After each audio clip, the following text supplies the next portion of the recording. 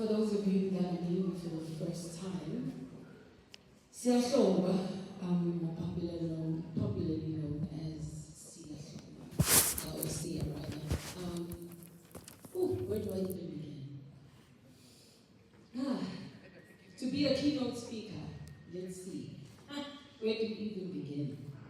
Let's set this apart.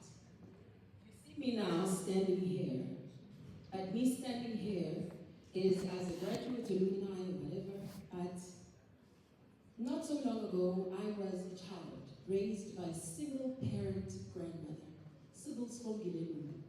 She was an amazing woman. She was a nurse in KwaZulu-Natal, working at King Edward Hospital. She raised me because my mom was too young to have me. She was a teenager, but had finished matric, so went to college after teaching college, and she stayed home to teach or raise me, basically. I found myself with a desire to go to university, realizing as well that my grandmother is now old, about to retire, but not being able to afford to take me to university. But I was determined. I wanted to go to, I was sure that I wanted to go to university. So I applied and I managed to get in, and I found myself first year in university very quickly. Managed to get through, get a couple of bursaries, and very quickly as well start my master's degree. Through that journey, I could not afford mostly access to res. Some of my bursaries and scholarships did not pay for my accommodation. I found myself sleeping under tables and chairs in lecture theaters as a homeless student. So many times in my undergraduate, in my honors, and even in my master's. But in some of the times I did manage to get funding and get some accommodation, and at times not. Very quickly, I found myself having no family at all because my grandmother eventually passed on. She was the only person who accepted me as a trans person, as a member of the LGBTQ. The rest of the family was not interested. So I found myself mostly struggling to get accommodation, struggling to get employment, because a lot of companies as well, they claim to be inclusive, they claim to be open. But when it comes to realizing and recognizing the rights of everyone, they will discriminate against you. They'll say, no, you're gay, we don't want you in our company. Oh, you're lesbian, we don't want you in our company. And in my case, I'm trans, and they didn't want to accept me. So, in all my experiences, and I encourage everyone else that's in this room to recognize your positionality as well. In all my experiences, I've realized that we are all pressed to the call of not just living, not just surviving, but becoming an embodiment of all the things, all of the obstacles that you have to overcome, so that you can be the reflection of what it looks like to be a survivor, and to be a survivor who's not just here to exist, but you are also a light for those that experience the dark times that you overcame, right? And here we are. So, what I invite everyone in the room to do right now is to lift your hands up to the roof, please. Everybody, both hands. Yes, to the roof. And I want you to give yourself the tightest hug you've ever given yourself in your life. The reason why I say hug yourself is because the university space is not just a space of education. I understand that everyone that's in this room, you are here to get your qualification, or you're here, it's just a job, and you're here to do your responsibility, you're here to play a role. But the reason why I say hug yourself is because I think we tend to forget the value that we have and the value that we bring into the spaces that we're in. Each one of us here has a backstory. There's a hardship, there's a challenge, there's an obstacle, there's a no that you heard before you were able to enter this very room, for you to get into the job that you're doing now, to get into the degree that you're doing now. And even some of you are even struggling to finish those degrees. But I guarantee you today that it's all about the mind. It's the decision that you make within you to keep growing and persevere and keep trying and keep pushing forward. That's what will get you there and nothing else. Right? And that's why I said help yourself. Because that is probably the most valuable help that you need to get to keep you going forward. At least in most times in my life, that was the help that got me through. And of course, when it comes to now the reality that we live in here in South Africa, I think it's very important to sort of recognize where we come from and where we're going. So today we sit in 2024. 2024, we've got the Government of National Unity, and when we look back, we've got an abyss of the apartheid system and what it did to our people. Today, we say we want jobs. We are studying because we want to graduate, and we want to come out of university and do something with your life, right? And the university space is not just for that piece of paper, but an opportunity for you to take that piece of paper and make it something of value. It's a tool. It's a piece of paper, but it's a sharpening of your talents and your skills and your ability to communicate yourself with confidence.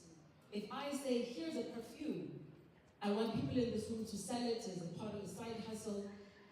I want people in this room to feel confident enough within themselves to know that, you know what, with my qualification, it does not demean me to sell something.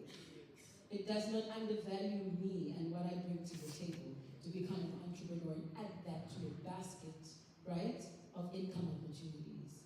And I think when it comes to resilience, when it comes to, being an activist, when it comes to being a community leader, we've got to take every single stone, every hurdle, every obstacle, and turn it into an opportunity. Some people will intentionally undermine you and disrespect you. It will happen here, it will happen outside the university, but this is the best space because you get to learn what the LGBTQ is, what it means to stand against gender-based violence, and take these things. They're not just decorations on your CV, they're not just time that you spend in a lecture facility like this or in an auditorium, but it's something that's going to be a life lesson for you to be able to stand the gap for someone else in your work environment, in your business, in your own company, and maybe even as a president of our country.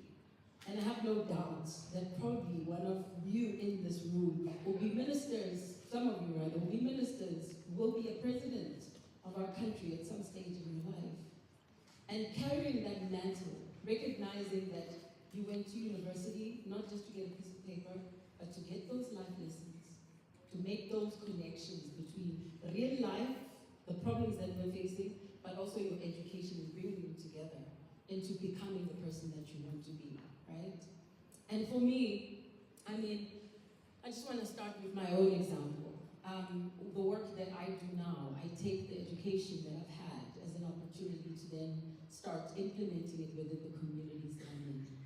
That speaks to sort of formulating think tanks, addressing critical problems that are happening in our societies, combining those solutions that are already existing, partnering with people, working with the UN, working with government departments, and trying to find active problem-solving programs that reach out into the community and become platforms for change.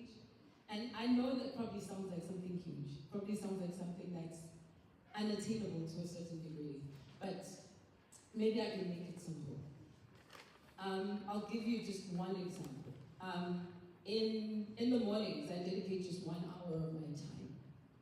In that hour, every morning, I mentor a group of 1,500 people in a WhatsApp community, and in that community, I share I share job opportunities. I share scholarships and bursary opportunities to young people that are still in matric, who don't know what university will look like and what they can do to get funding. And this fast is not the only way. And so it's very important to share those opportunities to people that are still in the high school stage, that don't know what the next step is. All of us have a talent, a skill, even your degree that you're studying toward, as a vehicle for you to make change.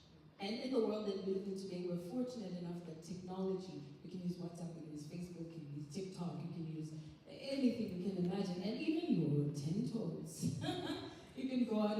community and do something. But the challenge now is to do more than just talk, is to recognize that opportunities exist not just in the form of a job, but even in your own hands, in your own mind, and the things that you have available to you, your cell phone, your laptop. Any idea that you have on the table is an opportunity to make change.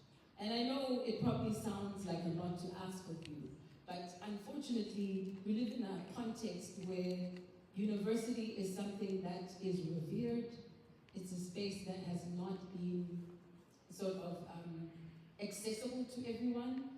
I mean, if we rewind a good 20, 30 years ago, it was very difficult to find people that look like you and I in these spaces. Women, people of color, black people, in these spaces, in university spaces. These spaces were only for white people, mostly men even, let alone women.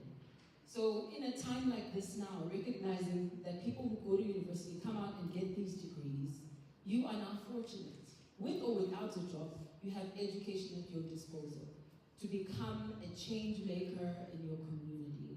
Not just talk shop, but also partnering with government, speaking to the SAPS, partnering with existing nonprofit organizations, seeing how you can be of assistance to connect opportunities. And trust me, the money will find you. The money will find you, and you will get opportunities, you will get jobs, you will get, offers and so on. But it becomes very important for us, particularly as young people and leaders in our communities, to see ourselves for who we are, as the fortunate people that we are, who are poised with the, I would say, the role, but also the potential to make real impact in our communities. Because if we're going to wait for the government to do everything, unfortunately the government can't reach everyone that you can. The people that are in your church, the people that are in your university, the people that are in your res, the people that are in your neighborhood, the people that you will meet in your workplace when you get out of here, the people that you'll meet in your volunteer opportunities when you register to volunteer in different organizations, both locally and internationally. Those people you'll have to reach yourself. And reaching them means you being intentional about what it is that is your purpose, your focus, what it is that you want to stand for in the world and in your activism, taking it forward in your leadership capacity. I think for me, going into the mentorship programming that I do through my organization, I do it because people reach out all the time saying, hey, we're having challenges accessing funding to go to university. We're having challenges accessing job opportunities. We're having problems finding out about sexual reproductive health care and opportunities there in terms of accessing those services and making sure that people have that information, sharing it. And I understand that probably most people don't realize because you're in the university space, so you assume that, we've got Wi-Fi in the university, so everyone has access to data. When in fact the average South African struggles to afford data. Data, and a lot of people just have access to WhatsApp. So when you have a WhatsApp group, someone who doesn't have data to Google things and find out what the bursaries look like in terms of what the frameworks that exist for funding for access to education look like, you could be that in between that makes sure that information becomes democratized and accessible to more people. And that's just one of the things. I mean, there's a whole universe of opportunities that exist in terms of activism, in terms of leadership. And I think for me, I get so humbled every time I come to a space, particularly one such as this. I think when this whole procession started, I remembered back to the last time I came. I was back here, was it 2002? Doctor. But last time I was here, we were in a much smaller venue. The university was still very much, and still is, under construction and growing and evolving. And I think watching the trajectory of the university evolve, and even the youth associations being so active, being so intentional, to infuse a sense of leadership in every single person that's in this room, I think is such a key component, not just in the growth of the university, but in the development of South Africa. And I think in speaking to you now, I am in this speech trying to activate within you that responsibility of recognizing that you are now leaders. It's automatic. You have gone to the university, irrespective of the fact that you are halfway through your degree or you are just finishing your degree, but you now have this education that gives you a fortunate positionality to make a difference in this country, to open doors for people, to create opportunities for people. And it's not something that you have to wait for, it's something that you can create, you can cultivate, you can partner with people, you can work with existing organizations, and you can start with something as simple as an idea, and then start working on that. I just want to thank you though for this opportunity. I think when I came and I agreed to do this, I did it more because I was hungry to see how far this university has gone and how these associations have evolved over time. And I'm so excited to see intentionality, watching these slides up there, watching young people, leading the charge, saying we are tired of gender-based violence. We are tired of homophobia and hate in our communities. We want to be the change. We want inclusion, we want diversity, but we also want to practice it. We want to